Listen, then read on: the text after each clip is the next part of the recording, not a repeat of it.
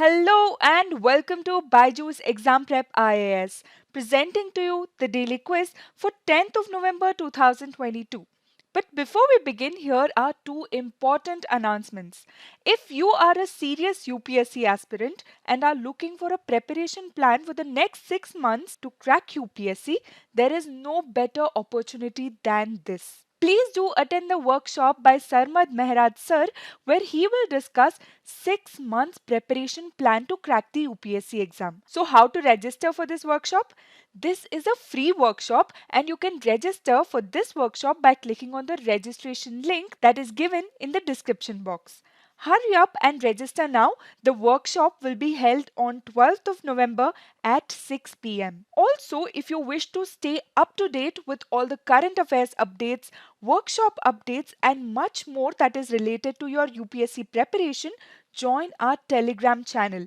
The link to the Telegram channel is also mentioned in the description box below. Now let us begin and take a look at the first question for today. Consider the following statements with respect to Vikram-S. It is India's first privately developed launch vehicle. Number 2, it is a 3-stage suborbital launch vehicle. Number 3, it uses single-piece, fully 3D printed second-stage rocket engine powered by semi-cryogenic fuel. How many of the given statements is or are correct? Why this question? According to this article in the Indian Express newspaper today, India's first private satellite vehicle, Vikram-S, is all set to be launched. This mission has been named Prarambh and will carry 2 Indian and 1 foreign customer payloads on the launch vehicle. So let us know more about Vikram-S. See, Vikram-S will carry 3 customer satellites and we've already discussed this. This will be carried in a suborbital flight. Now you may ask, what is this suborbital flight? Suborbital flight travels slower than orbital velocity. That is, they are fast enough to reach outer space but not fast enough to stay in the orbit around the Earth. So here, please remember that Vikram-S rocket is a single-stage suborbital launch vehicle, right? Skyroot's launch vehicles have been crafted specially for small satellite markets and they are named Vikram as a tribute to Vikram Sarabhai, who is the founder of Indian Space Program. This startup, that is Skyroot, claims that Vikram rocket can be assembled and launched within 24 hours from any launch site and has the lowest cost in the payload segment. Why is this significant? See, the demand for launch of small satellites has been increasing at a rapid pace in the last decade. And this is because of growing need for space-based data, communication, surveillance and also commerce. And with launch vehicles like Vikram, launching satellites to space could become as easy as booking cabs. Now coming back to our question. Statement number 1 here is correct. It is India's first privately developed launch vehicle. Statement number 2 becomes incorrect because, as we discussed, it is a single stage suborbital launch vehicle and not 3-stage. So if we know this piece of information, we also know that statement number 3 becomes incorrect because this talks about 3D printed second stage rocket engine, right? Therefore, the right answer to our question would be option B, 2 statements only, because the question is asking us for incorrect statements. See, it is very important for you to take note of such developments in the space sector. Moving on to question number 2. Possession and sale of which of the following is prohibited under the Wildlife Protection Act and CITES? Number 1, Magra wool. Number 2, Pashmina. Number 3, Shahtoosh. Number 4, Chokla wool. What is the context? This article in the Hindu newspaper today talks about Pashmina and Shahtoosh. See, Pashmina is obtained from a breed of mountain goats found on the Changtang Plateau in the Tibet and parts of Ladakh. They are also known as Changtangi Kashmiri goats. The manufacture of this Pashmina is largely unorganized cottage and handicraft industry, but this provides livelihood to lakhs of people. Whereas Shahtoosh is a fine undercoat fiber obtained from the Tibetan antelope called chiru locally.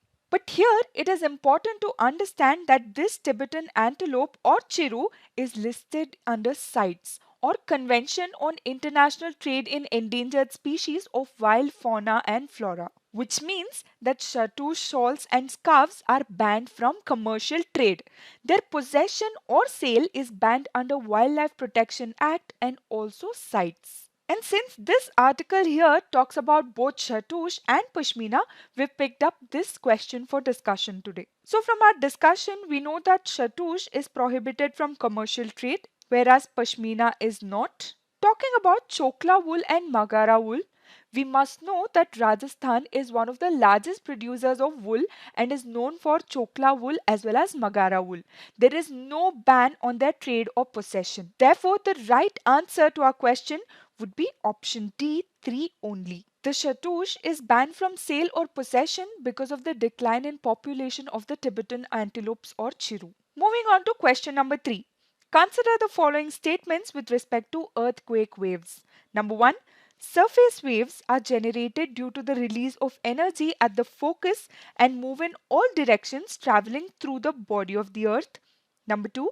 Primary waves are similar to sound waves and pass through gaseous, liquid and solid materials. Number 3. Secondary waves can travel only through solid and liquid materials. How many of the given statements is or are correct? What is the context? A 6.6 magnitude earthquake has been reported in Nepal and the epicenter has been identified as Khaptad National Park in Doti district. It is said that the latest earthquake is not the aftershock of the Gorkha earthquake of 2015 but is a fresh earthquake. It is in this backdrop that we've taken up a question on earthquake waves for discussion. Let us understand more about earthquake waves as we discuss this question. See, release of energy during earthquake generates waves which are called as earthquake waves. And there are two types of earthquake waves. These are body waves and surface waves. Right? These surface waves are the most destructive waves. They are responsible for this sort of destructions. Now, body waves get their name because they move in all the directions covering the body of the earth. They travel all throughout the body of the earth. Right? Hence, they are called as body waves.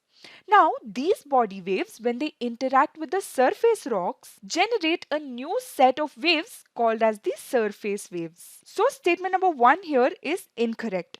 Body waves are generated due to the release of energy at focus and they move in all the directions traveling through the body of the earth and hence are known as body waves. Now, these surface waves are further classified into two types, that is P wave and S wave. P waves or primary waves move faster.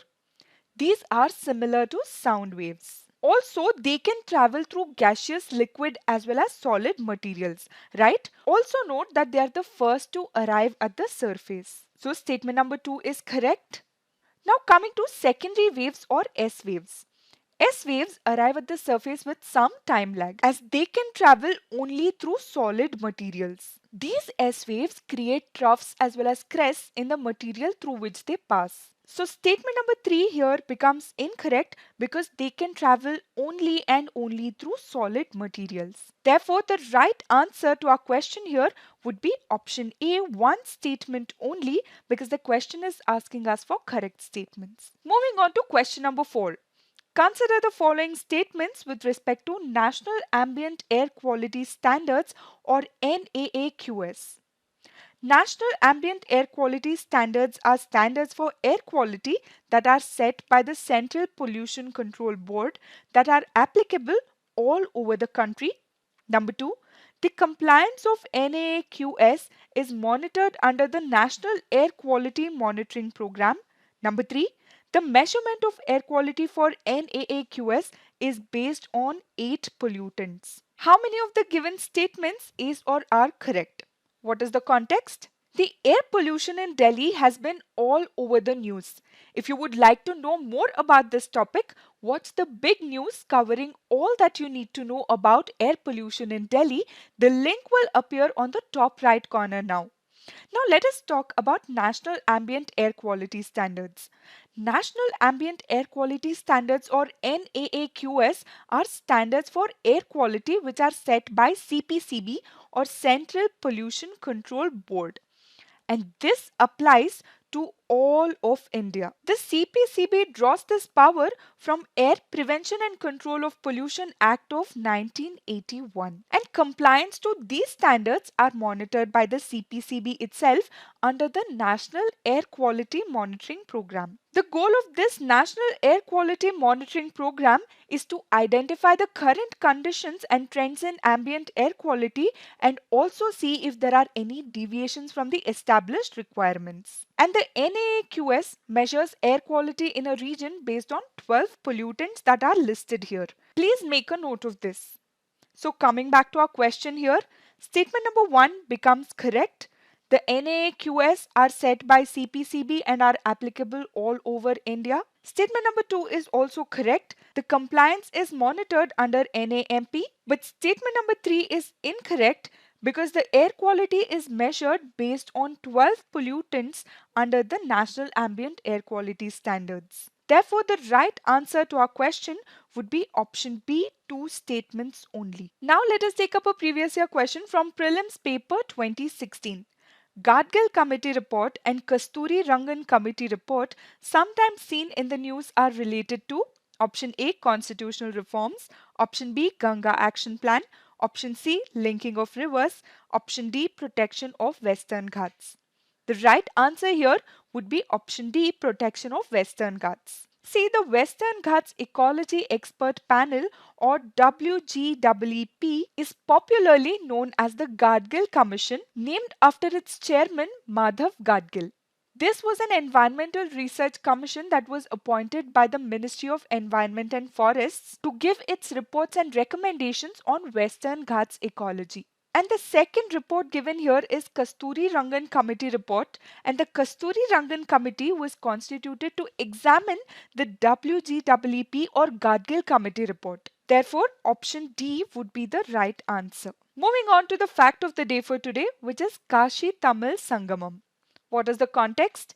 This article in today's PIB talks about Kashi Tamil Sangamam. See, a month-long event of Kashi Tamil Sangamam is being organized to celebrate the age-old links between Tamil culture and Kashi or Varanasi, which has existed since centuries. The proposal to this event was made by a high-powered committee for promotion of Indian languages called the Bharatiya Bhasha Samiti, headed by Chamu Krishna Shastri. And now, according to the proposal, efforts are being made to rediscover, reaffirm and celebrate the links between Tamil culture and Kashi that have been existing since centuries. Now you may ask, why is this being organized? See, the objective of this North-South Connect is to bring the two knowledge and cultural traditions closer and create an understanding of our shared heritage. And this in turn is expected to deepen the bonds between the people of these two regions. This Sangamam is being organized under the overall framework and spirit of Ek Bharat Shresth Bharat. Please note that this month-long event will be centered on the themes covering various facets of knowledge like literature, dance, drama, yoga, Ayurveda, trade exchanges and much more. That is all for today. Thank you for being with us. Keep watching and keep learning.